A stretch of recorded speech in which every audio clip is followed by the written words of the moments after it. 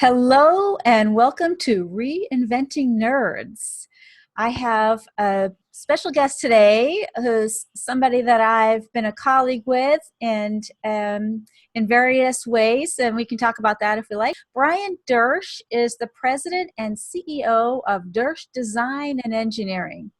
And I've asked him to be on this podcast for a couple of reasons, and you'll see when I just tell you what the mission statement is for their company. The mission is, we exist to design power and lighting systems for construction projects with an emphasis on renewable energy, customer service, and here's the key, employing engineers that you can hold a conversation with. Now, Brian has a goal of getting engineers on that you can have a conversation with, and he's also very articulate in how he describes how they do that and what their communication strategies are. So that's why we have him here today. So welcome, Brian. Hey, thanks. It's good to be here. Thank you, Joanie. Yeah, I'm so glad for you to be here. And all right, so I told a little bit about the mission of your company. So tell us a little bit about your background. What kind of engineer are you? How'd you get into this? And, how did you come to create a company where the engineers can hold conversations with customers? All right. Well, I guess it all goes back to when I bought a computer when I was 11 or 12 years old with paper route money. I was always kind of really liked technology, really liked radio controlled cars, really liked taking things apart, breaking them, putting them back together, seeing how they work. And I bought this computer, with paper route money is, if it had a 50 megabyte hard drive, if that puts it into perspective, we're talking early 90s. And I typed a character on the screen and it popped up, typed a character on the keyboard and it popped up on the screen. And I was like, man, how is that even possible? It blew my mind that I could put something here and it transmits and computes and then ultimately displays on a screen. I'm like, man, that's really cool. I had no idea how that could happen. So I started thinking, well, if I'm going to have a career, maybe computer engineering would be a good career because I could learn all that stuff and, kind of geeking out on it at the time. And then I started thinking about, I started doing some programming and stuff in early HTML web days, back when you had to pretty much hand code everything. And I got to doing that. I'm like, man, would I really want a job where I was just coding all day? That would seem kind of monotonous, if that's what you had to do every day, at least for me. So I said, well, electrical engineering, you can do anything with electricity. You can do computers, you can do lights, you can do phones. There's just a lot broader opportunities. So I decided what I wanted to do in 8th grade and stuck with it to this day. Went to college to be an electrical engineer and graduated with a bachelor's in electrical engineering and a minor in mathematics from Northern Illinois University. And at the time I graduated, they weren't hiring many electrical engineers. And I thought I was going to be designing cell phones and stuff like that, working for Motorola in the Chicago area. And so I applied for all these jobs and none of them was landing. I was getting very discouraged. So I happened to land upon a career in consulting engineering where in my first project I was working on was the largest construction project in the history of Illinois, which was the O'Hare Modernization Project. Mm-hmm. And I didn't find it I found it very intriguing to the types of projects we're working on, getting to go cool places the general public can't go, getting to work and figure out how they work and make and build them. And at the time, I was told that there was a bunch of electrical engineers that were going to be retiring in about 10 years and that there weren't that many people going into large-scale power engineering. A lot of them were going into semiconductors, very low-scale power engineering. In a geeky sort of way, people working to the right of the decimal place as opposed to the left of the decimal place. So I was like, there's a gap forming here. In 10 years, I could be someone that could potentially inherit an industry, so to speak, So I just chose to stick with it. I ended up changing jobs and working for a world-class architecture firm and literally worked on designing the world's tallest building, which I found really interesting. And at the same time we're doing that, they were hiring engineers from all over the world to relocate them to Chicago to work on these projects. So I was like, oh man, like I could go anywhere I want, I guess. I'm a young guy and there's really nothing holding me down. So I ended up finding a job at moving to San Diego, and met my wife here, all the while, being an electrical engineer. Got a job as a manager or director of engineering at a renewable energy contractor. And I really enjoyed the small business atmosphere and really enjoyed working on renewable energy projects. It did two things for me. It capitalized on all of my previous large engineering skill and focused it on what then became sort of my hobby, you could say, is like the renewable energy design. And it also was my first experience with management and small business. One thing I really enjoyed about the small business atmosphere was that there's really no limits. You can go after what you want to go after, or you can, shy away from what you want to shy away from. You can get in over your head, and as engineers, we fight our way through it and figure out how to make it work. And to me, that was very cool. And working for a contractor, I got to see my projects built a lot quicker. I got real world feedback from the field on the design of my project. And so that was really good for my career. And then I got married, and my wife had a dream to become a traveling nurse, which is you go and travel the country, or some people do the world, but you take 3-month stints here and there, and hopefully somewhere cool that you get to explore. And we like the idea of traveling. So I've had a job since I was 13, doing paper routes and random other jobs. And she said, all right, I'm going to do this. You can either stay in San Diego and work or come with me. And I was like, well, I think I'm going to have to go with you. So Yeah.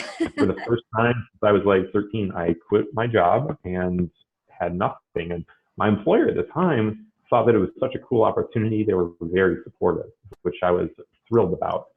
So, and that was very good for me because they asked me if I would also work on the road, do projects here or there, finish up some projects, maybe take on some new stuff here or there.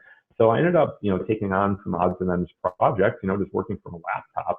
And man, they were super successful. I was making money, the employer was making money. And, at some point, like a light bulb went off. It's like, I got to be able to get 5 more clients. And so I used the rest of our travel time, which ended up being a year and a half, to figure out how to start a business. I went to the library, read a lot of books on what it takes to be a consultant, what it takes to start a business, basic fundamental steps from, how you establish your phone numbers to how to dress, to how to exercise, and Wow. stuff, you normally wouldn't even think of when starting a business, right?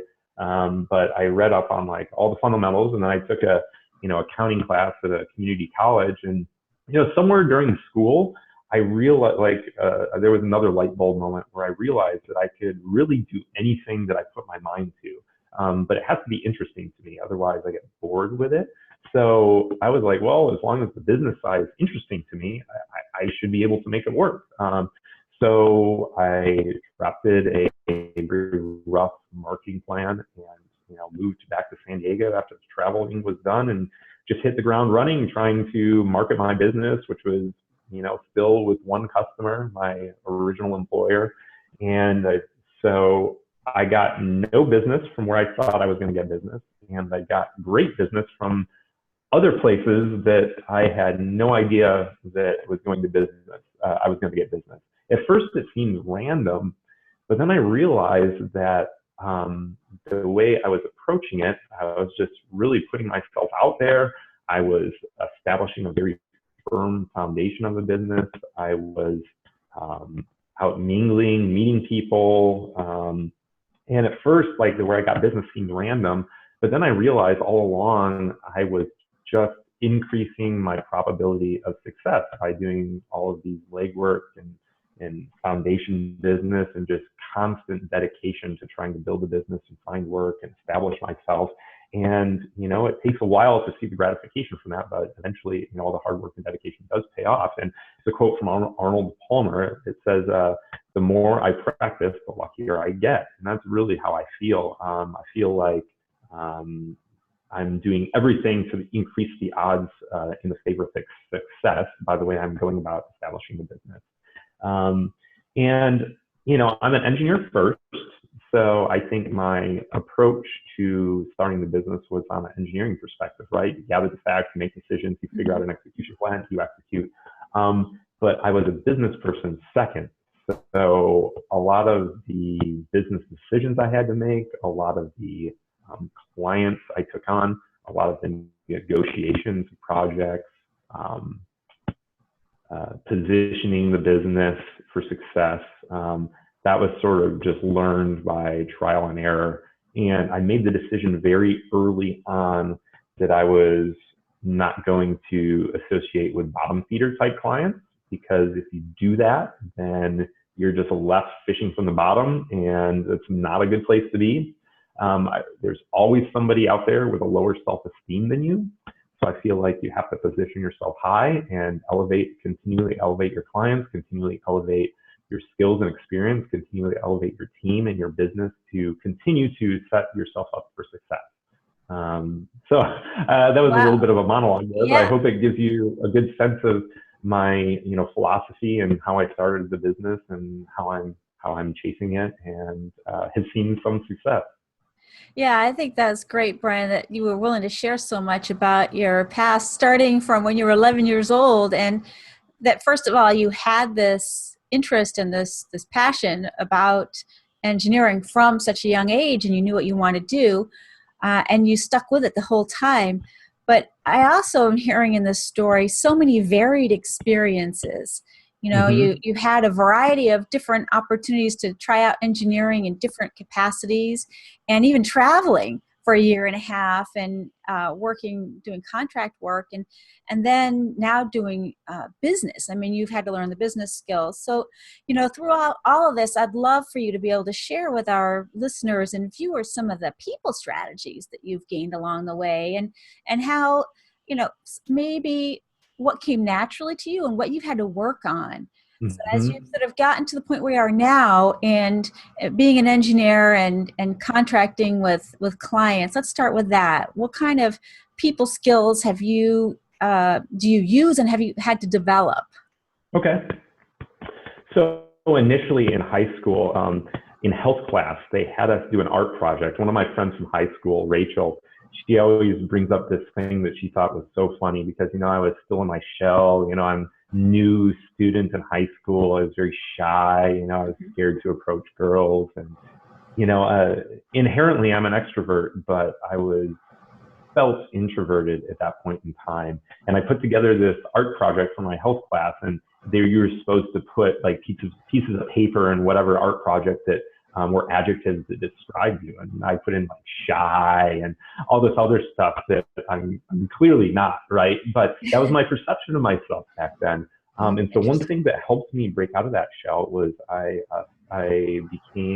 started going into theater, and I was on speech team, which they called forensics at our high school. And I remember, so in speech team, I did a few different events, but the ones I enjoyed the most were, they called it humorous interpretation, where it's like you act out a humorous skit where you play all the characters and use your body language and voice and, mannerisms to depict all of these different characters in the skit. And I remember the first time I had to perform, it was a room full of about 4 people. It's in a small classroom, so pretty much empty. And I was absolutely terrified. I was like, how am I going to do this? I was shaking. I was stirred up. These other people went ahead of me. It was probably their first time too. And I was just so scared. I went up there and I just gave it a shot. And it was funny. They had, like, at the end, they had the awards, and they had, not pros, but they had like the experienced people awards, and they had the amateur awards. And I got 6th place in amateur. I don't know who gets awards for 6th place, but I actually got a trophy for getting 6th place as an amateur. And that was so motivating to me, because I was like, this is the first time I went out there and, did this. And, here I got an award. I was extremely excited. But after participating in speech team and doing theater for, probably 3 years of high school, I totally broke out of that shell. And I realized that in one play that I was in, where I was, not a lead role, but I had a pretty major role. I was out on stage the majority of the play. I realized that I was potentially giving, speaking in front of, 1,000 people, maybe, I don't know, maybe more, so like, oh man, like if I can talk in front of 1,000 people without, blinking an eye, like that's got to be a pretty serious skill to develop, right? And it would not have happened without those experiences in high school. And, at the time, I wasn't looking forward. I was just, I was sort of following what my friends were doing. My friends were doing this. I thought it was fun. I get to hang out with them more and I get to do these fun activities. But then I started interviewing for jobs and I realized that I'm not nervous at all. And they say like public speaking is the number one fear. Like it's my number one skill, I feel like. So anytime that I, as a professional, anytime I feel like I can get on a stage and share some of my knowledge or get in front of a group, like it's generally well received and I generally benefit from that. And so I keep thinking about how I can do that in my business. And one of the ways I've been doing that is, I need more architectural clients. So one of the things I did was I put together an educational presentation for architects entitled Solar Design for Schools. I give a free catered lunch and, I can either go to a place like where there's multiple architects already and give the presentation there. Or I can go to individual architect's office and deliver the same educational program, and I give a handout and everything, and it's always well received. And I've probably given about 10 of those, and I've probably seen business now from 4 or 5 of those customers. And I mean, they've been like really good contracts, not like odds and ends deals, but like really good, like sizable deals that make me feel good about myself because they're all renewable energy related, and they're most of them are for schools, which I love giving back to the community and seeing students learn from our projects. Like that's really important to me. So that's one of the skills that I developed is public speaking skills, tremendously beneficial. Another one of the skills I developed that I think is very important for engineers is technical writing. And I try to think of it this way. Tell them the time, not how the clock is made. If someone asks how the clock is made, sure, tell them. But usually, and a lot of times you're dealing with non-technical people and they're hiring us for our electrical engineering skills because they don't have electrical engineering skills. The customer doesn't really care what the equation is to get the end result. They care what the end result is. So I try to eloquently document what they're looking for so the customer can make informed, concise business decisions based on the skills that they hired us to help supplement. So technical writing is another huge one, and that's learned. I did hire someone that had very poor written communication skills. And after seeing my example and me coaching this person through technical writing, within a year and a half, I saw a dramatic increase in the quality of the technical writing and customer correspondence. So it is a skill that I know 100% for sure can be learned. It just takes time and you have to have a good example. Another way that I connect with people is that, like public speaking, I'm, like I said, I feel like I'm pretty good at. But when you're in one-on-one settings, when you go to networking events, when you go to these big organizations, a lot of times I'm the youngest guy in the room and there's all these people with pre-established relationships. And, I'm there to network and try to develop a business, but it can be very intimidating, showing up in a room, everybody's in suits, there's, a lot of gray hair. I've got some mostly in my goatee and getting some here, but, my hair is very much, still dark, and so, it's a challenge sometimes to be able to approach people like that because it can be extremely intimidating. So I think the way to approach those people is a little bit learned, but at the end of the day, once you start the initial conversation, what I think is most important is to be able to connect with a person on a personal basis and then take business discussions from there. And all it takes is finding out what a person's interests are, what their background is, where do they come from, what's important to them. Once you break it down to the small talk, and you connect with something and you pick something out that you either have in common with that person or something that you're interested in about that person, and then you just ask about that or tell them about your experiences with that. And then that develops it, completely lessens the tension. People are more apt to open up and talk to you. As an example, I used to work with some people that were not from the United States. And not that I was doing it for personal gain or anything, but I mean, I'm a social person. I like to talk with people. So I would just ask these people about their background. Like, oh, that's really interesting. Where are you from? Like, what would you do as a kid? Like, how, you were in a very hot climate. How did you deal with that? I'm genuinely interested in these things. It's not like I'm faking it, but that causes people to like really open up to you and share a lot of the stuff that they probably wouldn't have. And then when you pair that with a business setting, let's say you're talking with a CEO of a, national firm with, tons of people underneath them, it can be kind of intimidating to approach a person like that. But if you find out, the person is an avid basketball player, and then you happen to, I'm not a basketball player, but if you happen to, be good at basketball, then you can talk about, random basketball incidences that happen with you, and that really lightens the mood. And then also allows, when you do talk about business, more of a personal one-on-one connection with that person, as opposed to if you just approach a person and say, hey, what type of business are you in? How can we do business together? It's very cold. If a person doesn't want to open up, they'll share what business they do with you, probably just to be friendly. They don't want to blow you off, but ultimately it takes that personal connection to really get people to open up with you.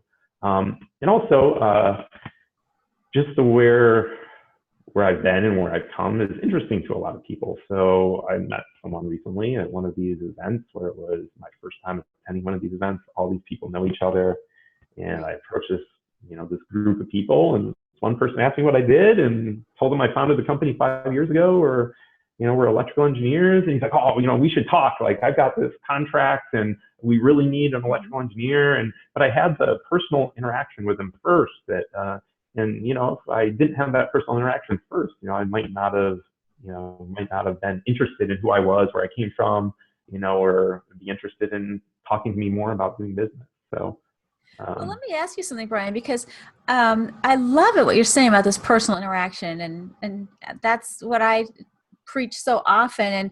And I do a lot of work with folks who are on virtual teams, it's distributed around the country or the world, and they just get right into the task. I mean, engineers and stuff too, technical people, you want to go straight to the task. Let's get things done. Let's not waste time on the personal side. So I guess, are you doing a lot of this face-to-face? Do you find that that's necessary to build those connections, or are you able to do that in a way that's virtual as well, or how do you do it?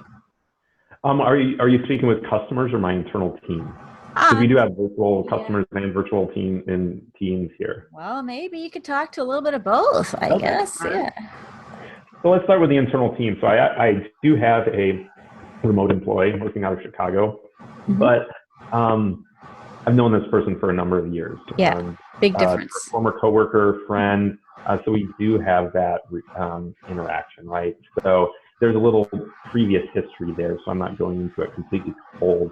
But we stay in touch through, we use a software tool called Slack. It's like, you can call it an instant messaging type program, but we create project-specific channels, and I set up our IT system such that we can have people dial in, and we just stay coordinated through Slack, which works really well. If we have company meetings where we're all gathering here, we dial him in with a webcam and computer, and he's an active participant. We literally put him in front of the seat, just like everybody else. Right.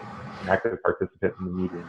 And with customers, I mean, we're dealing with projects, sometimes, or the world, or different parts of the U.S., different parts of California.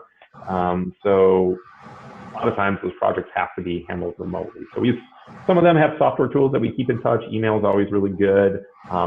You can't beat face-to-face though. There's just something about face-to-face interaction. You can get stuff solved so much quicker. As an example, I have a project where the contractor installing it had a bunch of questions.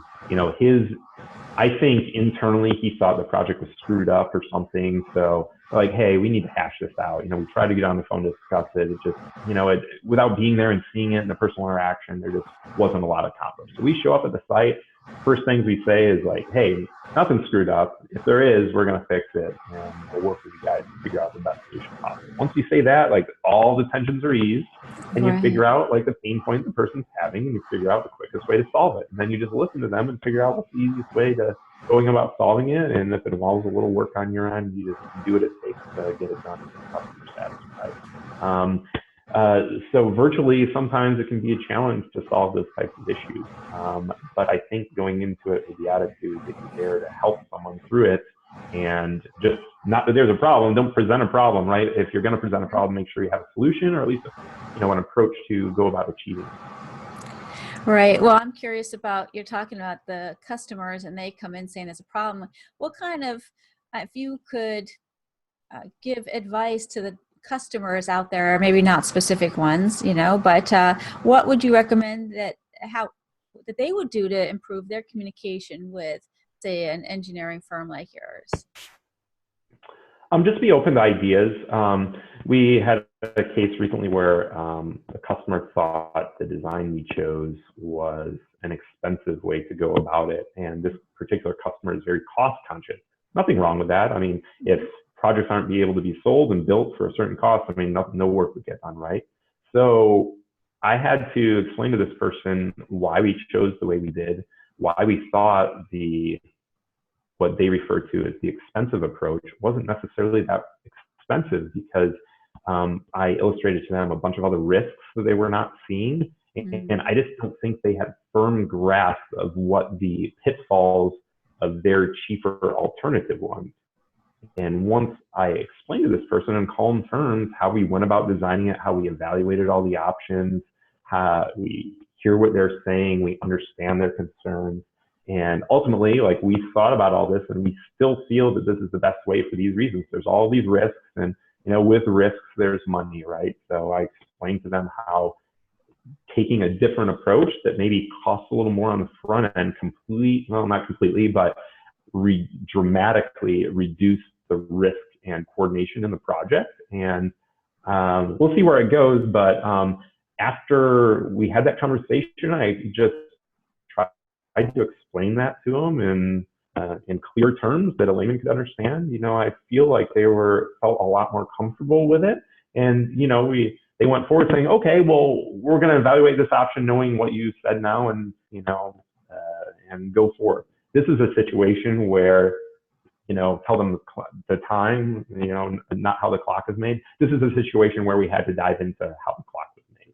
And I only try to do that if it's a unique situation, right, where we come under scrutiny or something like that. So I think you just got to keep a clear head, make sure you are listening to your customer, right, and understand their needs and where they're coming from. And that's one of the benefits of my very diverse experience. You mentioned earlier how I had, gathered unique experiences from all different types of firms.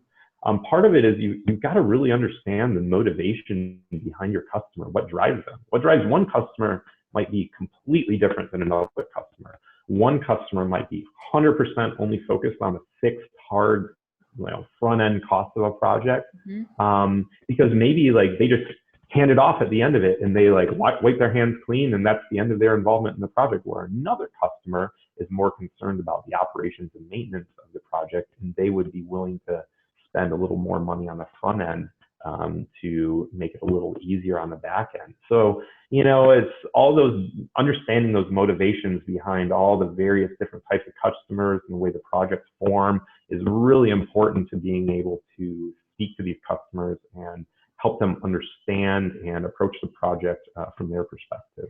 How do you do that, Brian? How do you find out their motivations? I mean, do you have certain kind of questions that you ask them, or? I think it's just experience and knowing where the customer is coming from and how the project evolved, right? Okay. It all starts where the money originates, right? So we work on a money is the bottom line.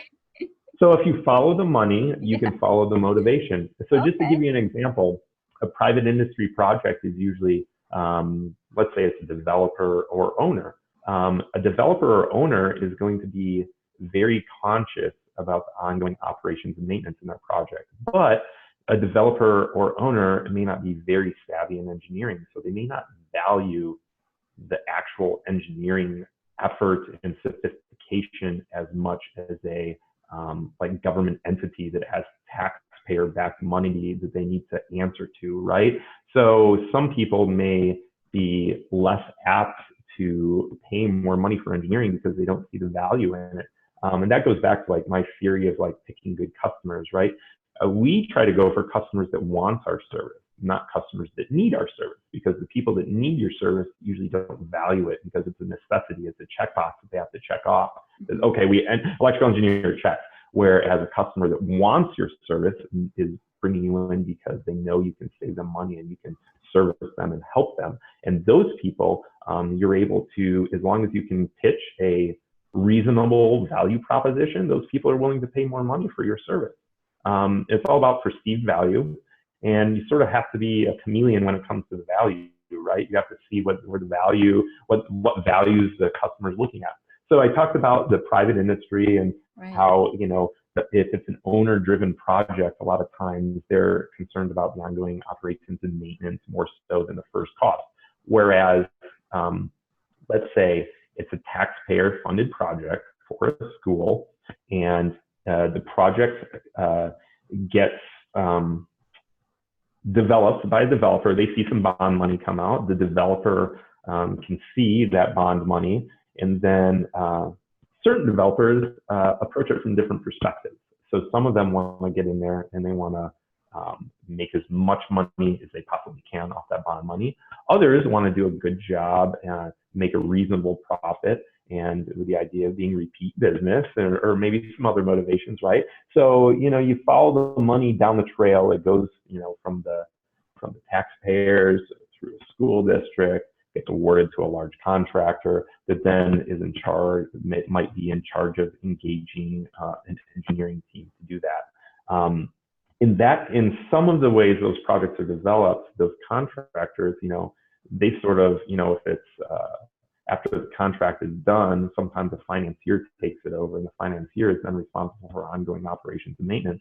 So really, like, the only motivation from the contractor at that point in time is to get the project built as cheaply as possible while meeting the minimum standard of the minimum standard specification that's legally provided to them, right? So some people use the National Electric Code as a design guide. There was one person, I'm going to quote them, that engineers using the National Electrical Code as a design guide is a sign of incompetence, because what the National Electric Code specifies is the minimum, is the worst legal building that you could possibly build. So if you're using the bare minimum requirement as a design guide, you're getting the worst legally built structure possible. Whereas as more skilled engineers, you can find ways to better enhance future operations and maintenance. You can make the project safer, both for the general public and operations and maintenance. What else can you do? You can make it easier for operations and maintenance in a variety of ways, by like identifying your systems, putting in access points, and, you know, all the stuff that costs money that, you know, if a contractor is just looking at their bottom dollar, it doesn't make sense. But if you're looking at it from an operations and maintenance standpoint, it makes complete sense. So sometimes you have to work with your customers, and sometimes you have to meet in the middle, and sometimes you just get completely shot down, and which can be not very motivating, right? Then those are sometimes the customers that we maybe don't chase as hard the next time, you know? Right. You said, yeah, the bottom feeders, you don't want them. Yeah. That's right. And I'm not putting, you know, I obviously don't want to put any of our customers in the bottom feeder category, but, you know, everybody has different motivations and they approach projects differently, and some are more fun to work with and some are more profitable than others. It's inevitable. Yeah. Well, I want to summarize some of the lessons that have come out of our conversation today, Brian, because I think you shared some really important ones. And, in terms of the people strategies, what I'm hearing is making that personal connection is key to doing anything, because that's what comes first. And then you can launch in a business or engineering or technical, whatever it is. I've also heard the way that you describe things to people who aren't in the same business as you. They don't want to know how the clock works, as you said. They just want to know what time it is, right? So you Mm-hmm. give them the result and speak to the information that they're looking for. And in doing that, you understand their motivations. And one good indicator of people's motivations is where the money's at, which I hadn't really thought about it that way. It's like a nice little flag there. Okay, just see where the money's coming from and see what might be driving their interests. And also being flexible and getting that varied experience to be able to work with different people. And that just sort of seemed to come naturally for you in your varied path. But I think that that's an important lesson for younger people, because so often today people just want to jump right in and you know run to the top and have this job where they think it's this fantastic running a company like you or something like that. But realizing that it takes a lot to get there, and having those experiences lays the foundation for you to be able to deal with the kind of challenges that you'll have. And the foundation is the interesting part too. I mean, you had all these interesting challenges as you went through this. So thank you, Brian, for sharing so much of you No and your problem. strategies and your successes and how you've managed to do it. And I think that's been great learning for people who are interested in honing in their communication skills and looking to communicate with people of varied backgrounds. So really appreciate it. Thanks for Thanks. being our guest. Yeah. Thanks. I have a couple more things to add, if I might, if that's all Sure. right. Let's hear it. Let's hear it. What are they? So some of the few things that have also been a tremendous help to me Hmm. is always having a positive attitude, Hmm. always having confidence, and always being genuine and doing good, honest work.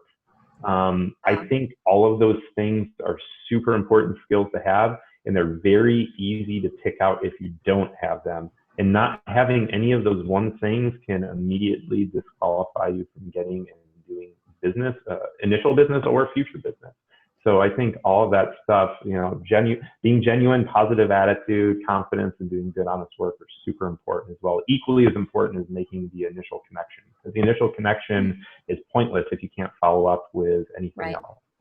Right. That makes a lot of sense, and I hear you on those. The wheels are churning in my head too, on experiences I've had when one of those hasn't shown up properly Mm-hmm. for me. Like I haven't had Mm-hmm. the confidence or to do a project, or you're trying to put on a show for somebody rather than just being who you are. And that's what Mm-hmm. we're all about here at Reinventing Nerds is being genuine and authentic. So I really appreciate you sharing that to tell people that is the way to success. So it's, yeah, excellent. Okay, so thanks again. And Thank you. yes, we're very glad to have you. And to our listeners and viewers, subscribe to Reinventing Nerds and rate and review the show. And we'll have many more to come. So thank you for joining us today.